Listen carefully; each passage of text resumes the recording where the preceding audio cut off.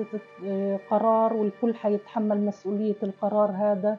في حال عدم خروج فادي أو مغادرة فادي للعلاج في الخارج، أنا سوف أخوض إضراب عن الطعام. وأنا مريضة كانسر كمان، يعني سأفقد حياتي أيضاً. حتوقف عن العلاج، حتوقف عن الطعام، حتوقف عن شرب الماء حتى، إلا في حالة خروج فادي للعلاج بالخارج. مفروض عنا ومش موجود عنا، عشان هيك هو بيلزم بعد هيك يعني يكون في له فادي محمود يا فادي صح يا فادي.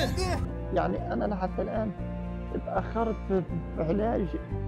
نفسي أهلي قاعد مع أهلي، بس أهلي لما يروحوا تيجي ساعة المغرب خلاص ببدأ صياح.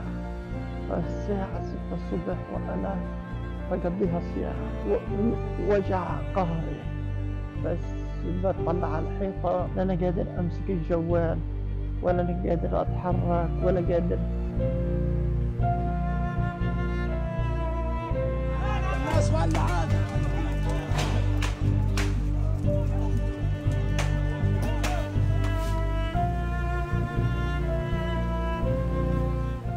بدي أعصاب، بدي زراعة أعصاب، مش قادر أتأقلم على هيك.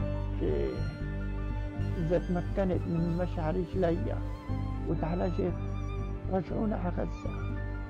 بديش أضلني برا، بس إني أتعالج برا ورجعوني على غزة.